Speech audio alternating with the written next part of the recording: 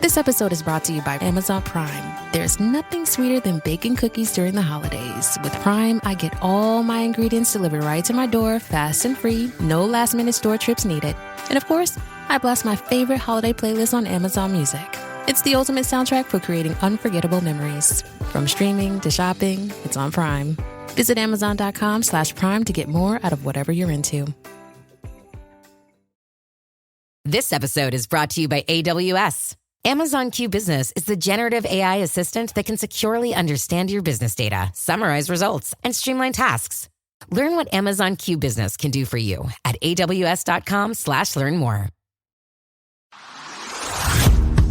Hey, I'm Amanda from Trifecta Fitness. We're proud to be Clarksville's new Get Fit headquarters. Trifecta Fitness is a state-of-the-art spin and strength training studio. Our spin studio is truly one of a kind in this area, complete with 20 state-of-the-art live fitness bikes and an incredible sound system. Our strength training is done in small groups of 6 or fewer, and all of our strength and spin classes are scalable for every level of experience. Come see us in the heart of Clarksville, just behind MAPCO at the corner of Old Trenton Road and Wilma Rudolph Boulevard. Call us for more info at 931-542-6265 or download our Trifecta Fitness app for a full list of upcoming classes.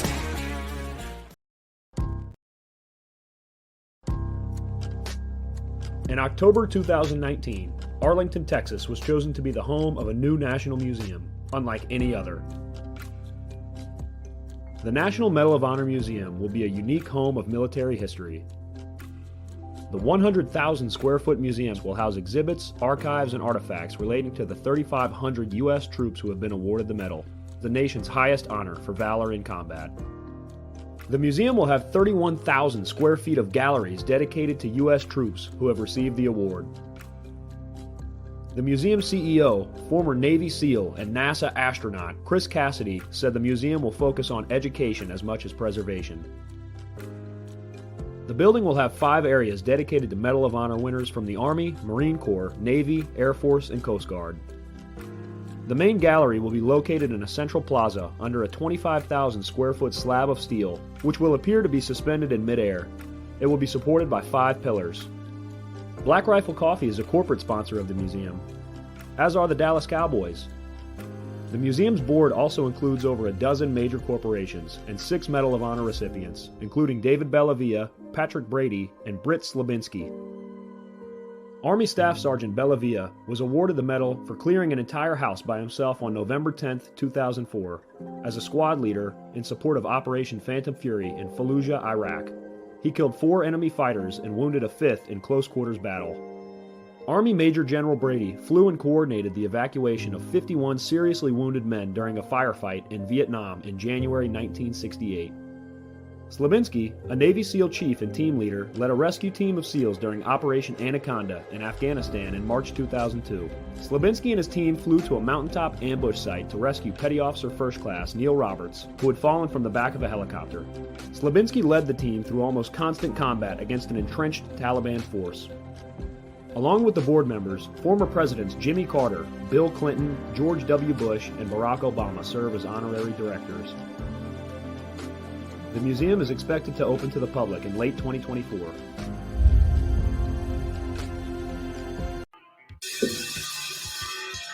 All right. Welcome back. MisFitNation. We are a show founded by a veteran and hosted by 2 veterans and a military spouse. Our mission is to get people to tell their story to the world. If you're an author, share your tips with MisFitNation. If you're a musician or actor, our audience needs to know how they too can get into the business. Coaches, we love our coaches. Come on and share some of your tips with the MisFitNation to help them become better versions of themselves. If you're a corporate leader or an entrepreneur, come on and share how you did it and how hard you have fought for success. If you're a veteran, first responder, or Gold Star family, we would love to have you come on and just share your story with the MisFitNation. We always have time for you. If you're feeling down, alone, or starting to see the darkness, stop. Think about those who are around you. You are not alone. You will be missed. If you feel like your problems will be a burden to those in your inner circle or are embarrassed, dial 988. If you are a veteran, take option 1. We need you to keep pushing forward. Don't make a permanent solution to a temporary problem. If you're a new listener, welcome to the MisFitNation. Be sure to subscribe to our show on your favorite podcast apps and also on our YouTube channel at @_MisFitNation. Subscribe and click the bell to keep you up to date with our latest episodes and all of our news. You can also find us on Heroes Media Group and About Face Radio. Now, let's get to the show.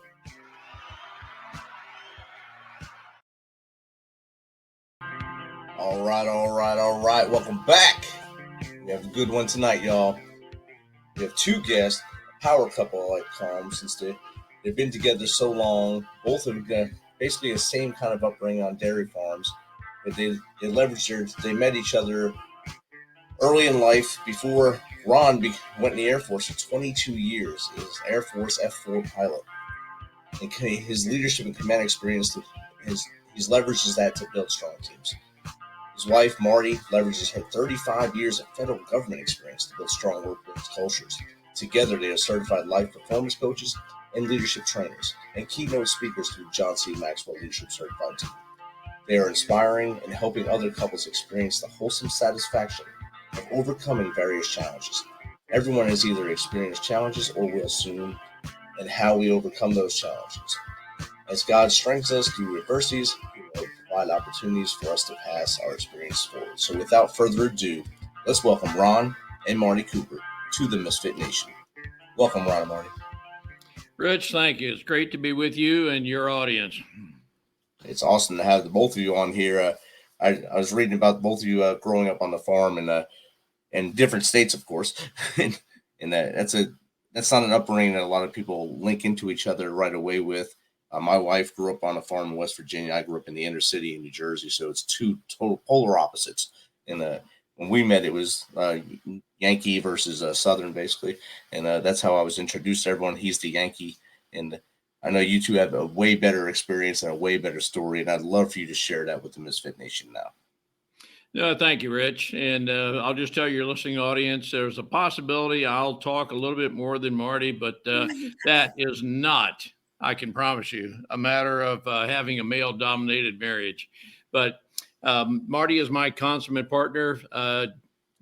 September 7th of this year, 2023, will be 55 years of marriage, and we have gone through stuff. But early in life, Rich, I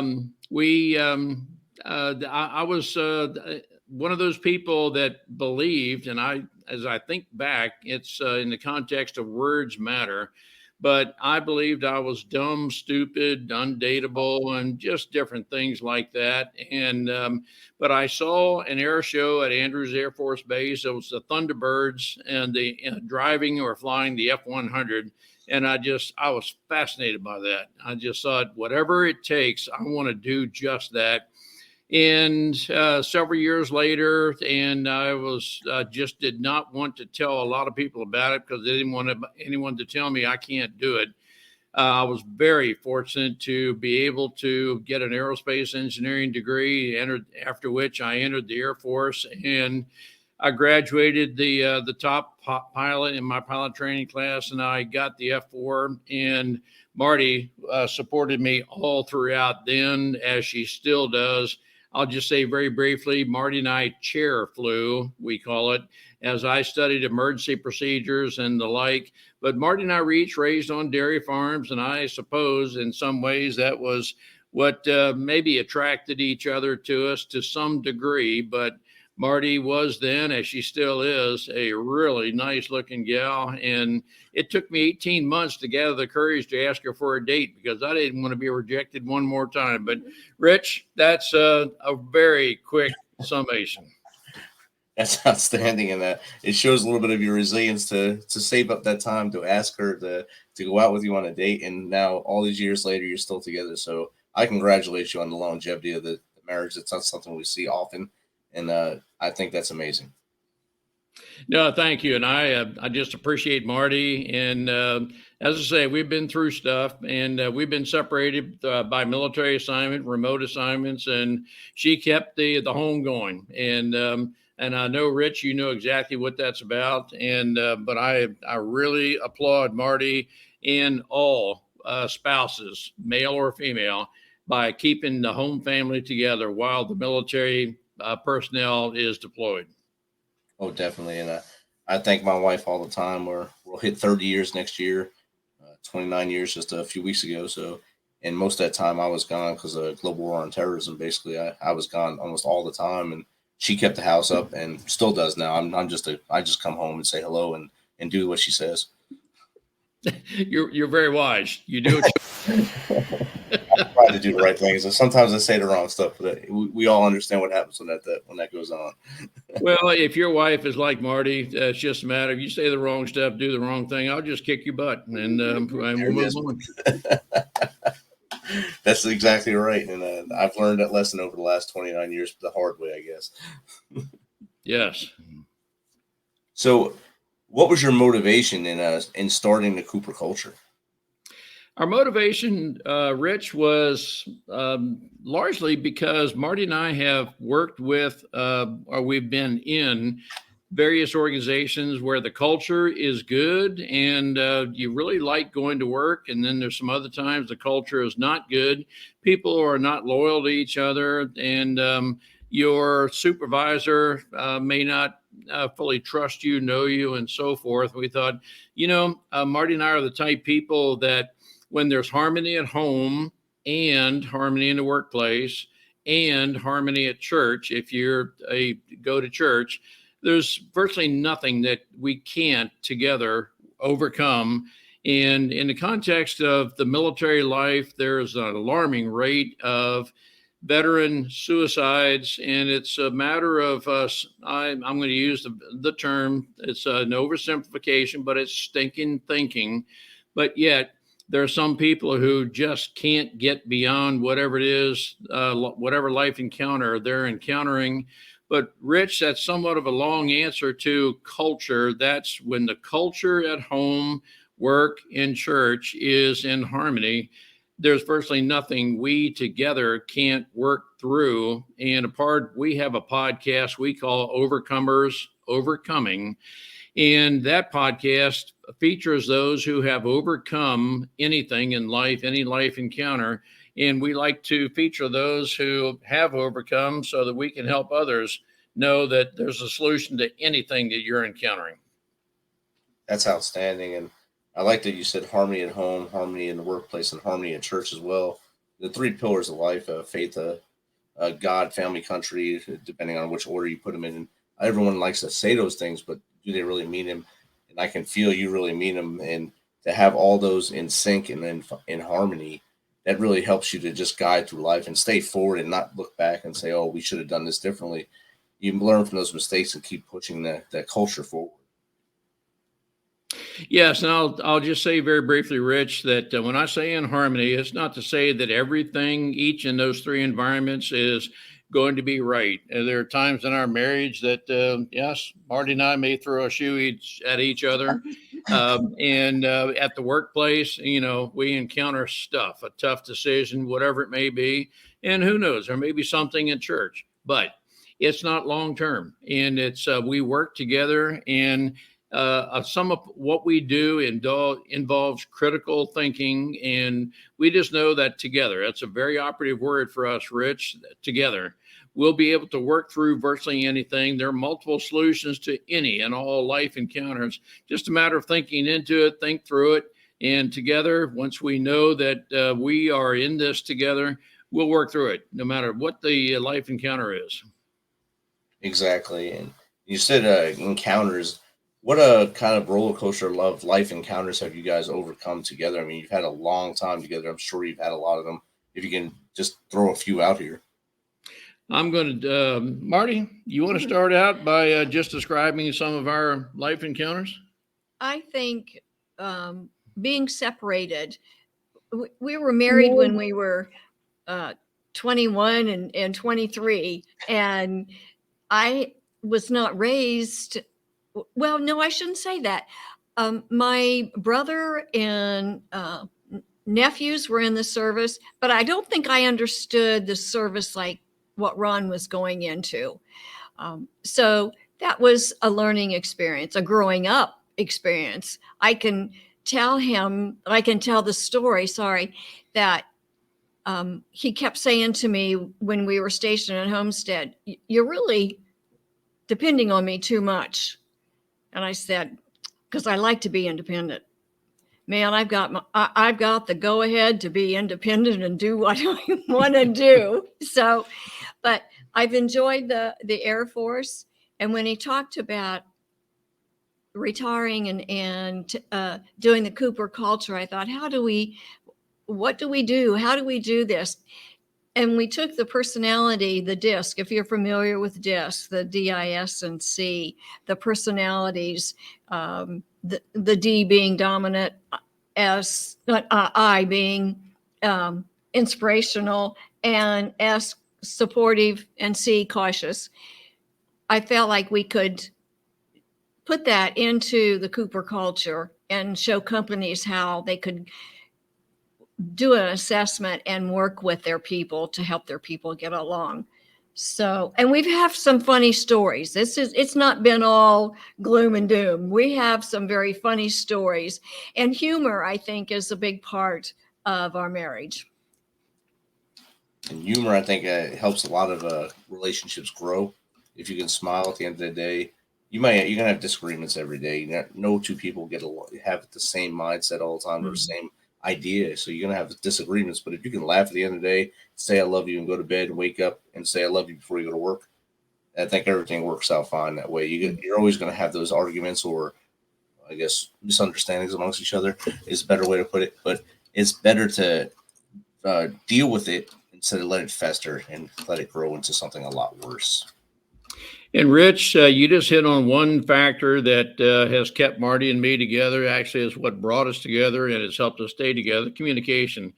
Marty and I have been through just various stuff in our marriage, but we've always been able to work through the tough times.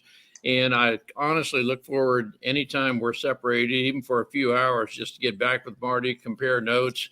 And Marty and I are always looking into the future. What are the next things? Trying to think out 5-8 years.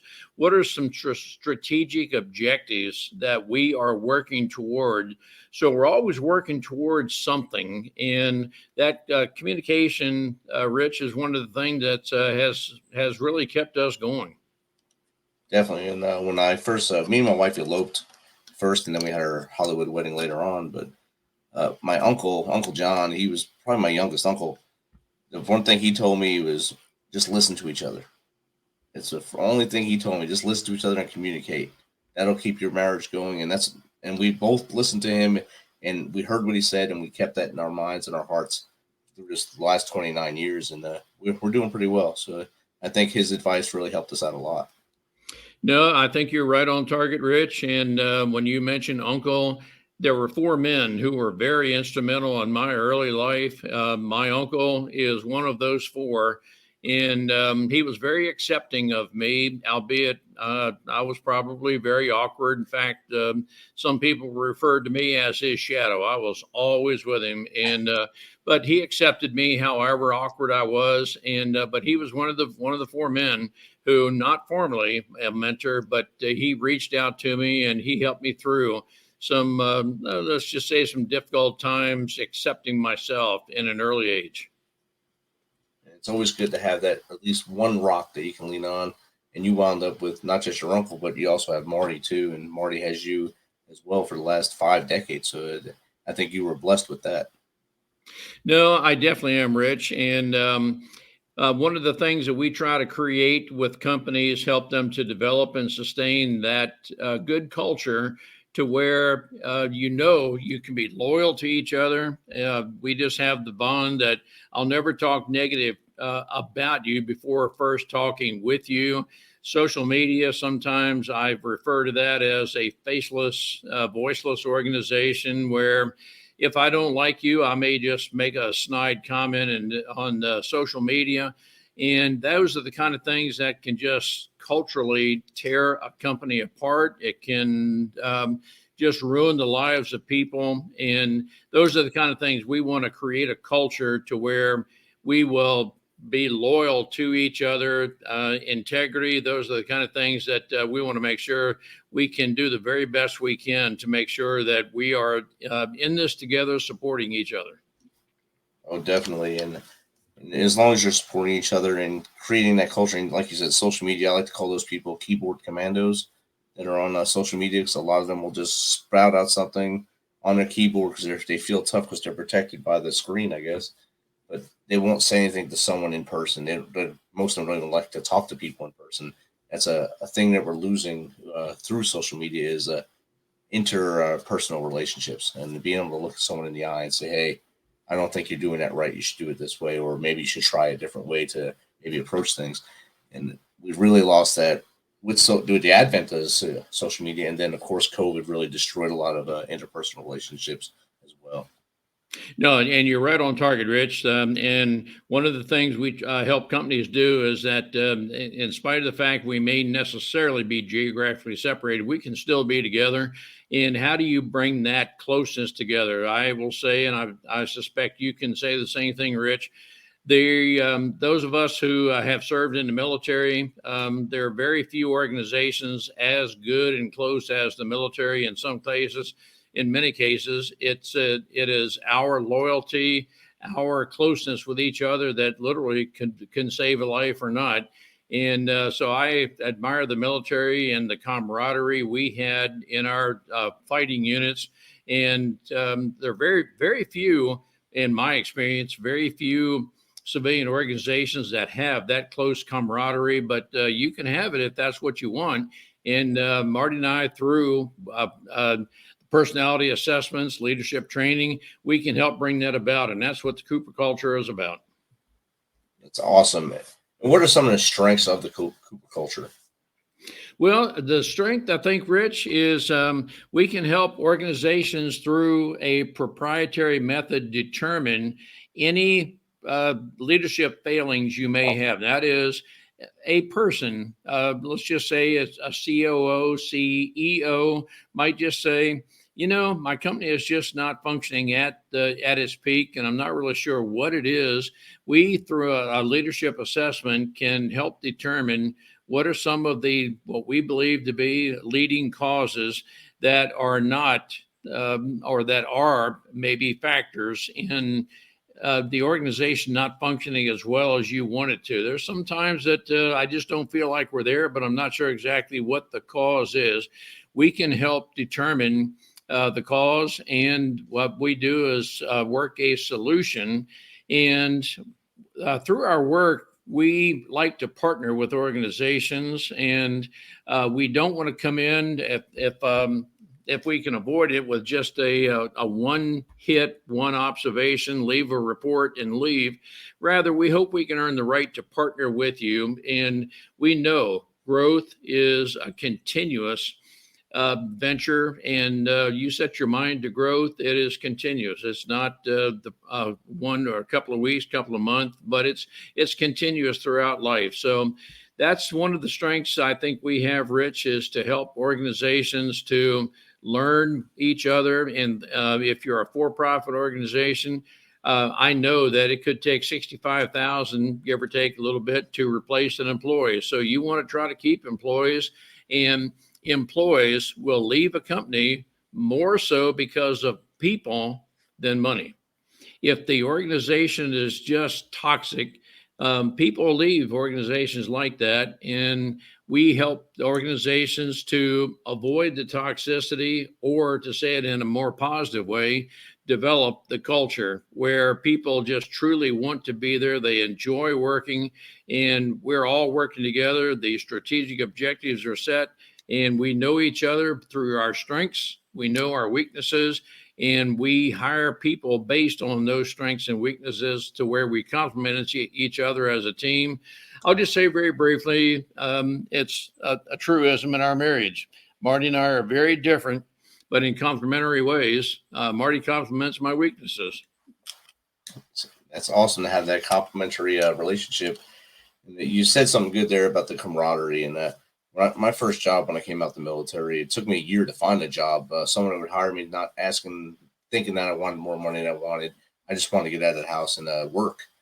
I took the job and I thought I liked it because it was a job. And I knew in my back of my mind that there's a majority of veterans that when they get out of the military, they quit their first job within the first year because there's no camaraderie. The culture is not what they're used to, and it just doesn't feel right. You don't want to wake up in the morning and go to that job. And I didn't want to become a statistic, so I stayed there 2 years so I can be beyond that statistic. And then I found the job I'm in now. My old first sergeant called me and asked me if I wanted to work with him. I said, yes, please. I went over to him, and now our office is all retirees, retired military, and we all train soldiers. And it's still that camaraderie. We still talk a lot of trash in the office because that's what veterans do and what you did in the military. But it's still, I wake up every day and I want to run to work because there's a culture there that I want to be a part of. And that's exactly what you were just saying. I think that's what a lot of people need to strive to get to. And you're right, Rich, that we all want a very positive culture to where we feel we belong. We know exactly where we fit. We know where we're going. And a lot of people do not know how to interview correctly. And we help companies to interview, to know the person they're looking for. And and conversationally, you can learn if that person has the right values. The values is one of the principal things we encourage with people to make certain they bring the right values, even if they don't have the work experience you would like to have. If they have the right values and they have almost an insatiable desire to learn, I'll hire a person like that, no problem, because they're going to be a fast learner and we'll bring them on board. And I want you to be very specifically, this is where I see you fit best, but I don't like to be pigeonholed, and no one else does either. I believe you probably have a lot of talents. I want to know what they are so we can integrate you into the company. And I know, Rich, when I know you well enough, I know I can come to you and say, well, Rich, I didn't necessarily hire you to do this, but I know you have the strength. You can help me resolve whatever problem I have. And when we do that with each other, we feel like we really belong. We're contributing, and it's an organization where we want to come back. You want to, like I said, you want to wake up in the morning and you feel energized to go to work, and you feel energized to contribute to the team. And that's something I think you're trying to build when you go to coach these corporations or nonprofit organizations into building that culture within their own organization as well. No, that's exactly what it is. And again, we know that to replace a person could cost $65,000 or so. And so it's costly for one. And you may not know how long they're going to stay and the like, but that's all a matter of values. And once we help an organization put all that together, they are a very well-functioning organization. And just like you say, you actually enjoy going into work, and you know you're not going to be reprimanded if you're a few minutes late, but rather, hey, we just look out for each other. And so in the Air Force, we call it mutual support. We are here to support each other. Definitely. You got to support each other in both, not just in the corporate world, but like you said earlier, family, and then within your faith as well. When you go to your church, you don't want to be sitting next to someone that you feel like they hate you for whatever reason, or they're bringing negative vibes. You want to be with people that bring a lot of camaraderie, even within the church, family, and home. So it's always good to have that, consistent lifestyle of harmony, if you can get all three to work together at the same time. No, it is. And it can be a much more in-depth topic, but do we truly accept each other?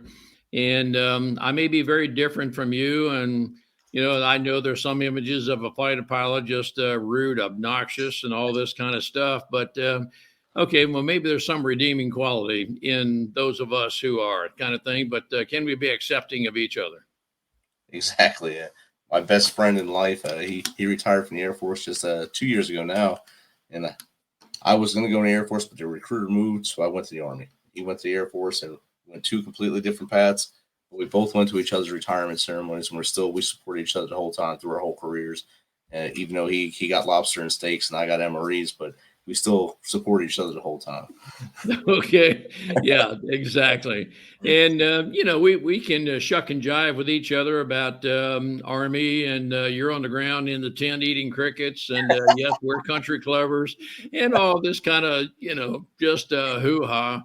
But, Marty and I are the type, and I'm sure you are as well, Rich. Man, I tell you, I loved what we did, and I would relive the military life again if I could, but I am leveraging that to move forward. It's about today and move forward. Who can I benefit with what I have learned from my past? But I don't want to live in the past. I want to leverage that past to live and work in the future. Exactly. Learn the lessons that you lived through your 22 years in the Air Force, and then, of course, your life after the Air Force as well. Learn all those lessons and keep applying it to the future part of your life. And you can't dwell on the past, because the past is the past. Even if you fell down and hit your face on the ground, you still got up the next day and you walked forward. You realize you don't want to trip over that same step again. You want to keep moving forward. And that's something we talk about here in the MisFit Nation a lot, is just learn the lesson and move forward. No, you're right. And there are a lot of people who are living their past by virtue of something said to or about them. And that's where coaching comes in. And it could be true with veterans that something said to or about me in the past. And we work with people who mask themselves, meaning they're masking something deep inside, and everything appears to be good at work and when we're in the public, but it's when we're home that's when sometimes the stinking thinking can come about. And Rich, it's a matter of Marty and I use the term being a safe space, so you feel comfortable. We can talk about anything that may be troubling you, but I need to earn the right to do that. And you mentioned it earlier. Listen helps a lot of things and builds that trust as well, and respect and trust. And like you just said, if you build that trust, they'll invite you back to the organization, to the corporation, to sit down at their table and say, look, this is what I've observed, and this is what I believe will help you to grow as an organization. I'm not telling you have to implement this, but I believe this is what will help you to become a more successful organization. And we have found, in the context of trust, there are some organizations that just the staff do not trust each other for various things. And I use the term keyboard warrior, and you do the same thing, that I can do some one-upsmanship on the keyboard, and it's faceless, voiceless. And and my objective is to tear you down ultimately. And But those are not the kind of people that we want in an organization. That is a toxic environment. But we want the kind of people who are willing to just stand up and confront and be a leader, to set the right example, to have that organizational culture where we trust each other. Definitely. And with all the things you've done and all the things you're both still doing, what brings you total satisfaction and fulfillment? Marty, you want to start out with that? Or I will tell you that as Marty's thinking about her answer, I will tell you, Rich, for me, transformation, watching transformation in a person or an organization in real time, that really motivates me. When I see what we're working with an organization, a person, and we're observing the transformation, that really is energizing to me. Marty, how about you? Well, I agree. When you see someone that's working hard at a goal or a dream that they have been pursuing, and they reach it, and the satisfaction, the happiness, the joy in their life, it's rewarding to us. And we don't take all the glory for it. We just like the fact that we're maybe one small part of their success.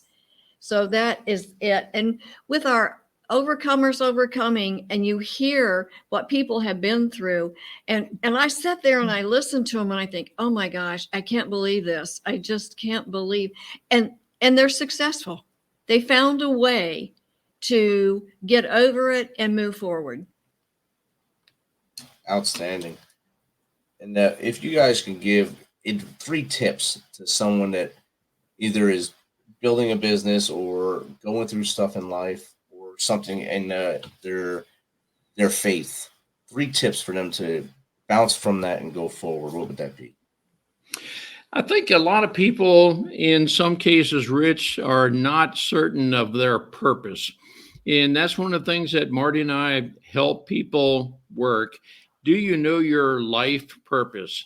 And a part of that is your personal strengths. What brings fulfillment to you? At the end of the day, and kind of in the final analysis, what really is fulfilling to you? You just asked us a little bit, and I said that watching transformation in real time. And so what is your purpose in life? And what do you feel your mission is?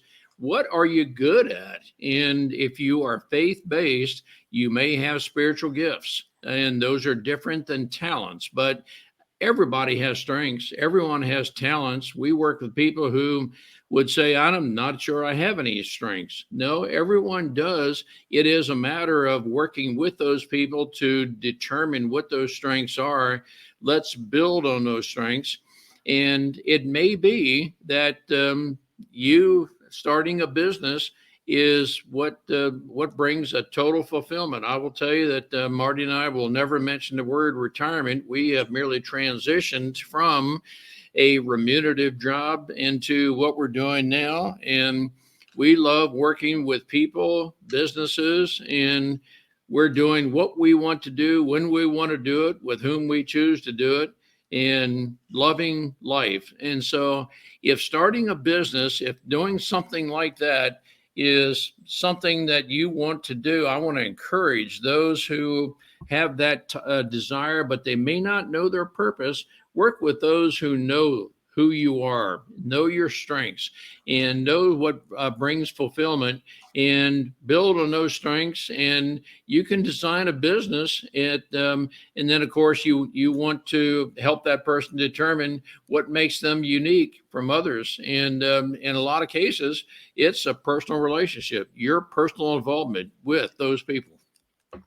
I want to say that we have heard from one of our leaders, be with someone that is better than you or where you want to be. Talk to them because they can help you. I do have a funny story about us. When we started our overcoming, we did about 15, and we were talking to a guy that's done a lot of them. And we said, well, we'll just keep going. And he said, you two are just too dumb to quit. Oh, wow. And I'll say, Rich, he meant that in a positive way. Yeah, that, right. Yeah. that there are some people who quit because they're not seeing the results they hope to have. But we're the kind of people who said, man, I tell you what, you're not necessarily going to go viral right away. You got to keep at it. Exactly. And our mantra here is reach one, teach one. So if our talk today reaches one person and it teaches them something, that's a success for me. All the other metrics and stuff, that it's just there. It's just fluffer out there in the stratosphere. But if we reach one, teach one, I think that's the best thing. I totally agree. And how does someone get in contact with y'all to either have you come help their organization, or maybe have you come on their podcast, or even go on your podcast? No, thank you, Rich. Several different ways. We have a website, thecooperculture.com. I'm available at ron@thecooperculture.com, or Marty, Marty, at thecooperculture.com. Email. We are public speakers. We enjoy talking with people like you, Rich, and just give them encouragement on various topics. But as people can maybe want to develop a little better culture, contact us at that email address, and we're happy to work with them for coaching. There are some people who are not living up to their full potential. We offer a complimentary 30-minute coaching session. You can determine through that if we're the right people to help you, and we will demonstrate exactly how we coach. It is a matter of open-ended questions, and really the answer lies within you. It's just a matter of peeling back the onion, so to speak, in coaching. But Rich, that's a lot of what we're about, and that's how people can contact us. And we would love to come speak to any organization or in any capacity work with them. And also our Overcomers. Well, I'm sorry, the Overcomers Overcoming podcast. They can reach us on podmatch.com. That's one way. And just if you're listening to this, send us an email. Again, Ron at thecooperculture.com or Marty at thecooperculture.com. Let's schedule a time to get together. We want to profile and feature those who have overcome anything in life. We want to be an encouragement to others. Outstanding. Thanks, Ron, Marty, for sharing your story with us and funny stories and the journey you guys have been on. It's been amazing chatting with you over this last almost 40 minutes now. I enjoyed it. I'm sure the audience is going to enjoy this, and I'm sure there'll be some feedback for you. And I'll be back in about 1 minute to talk to you again. Well, thank you, Rich. We appreciate working with you and your audience. Thank you for having us. No problem. Thank you. Thanks for checking us out and being a part of the Misfit Nation. Don't forget to visit our website at themisfitnation.com. It's themisfitnation.com to catch up on all of our episodes and also to get some of that great Misfit Nation gear. As always, be humble, stay hungry, and keep hustling, because we are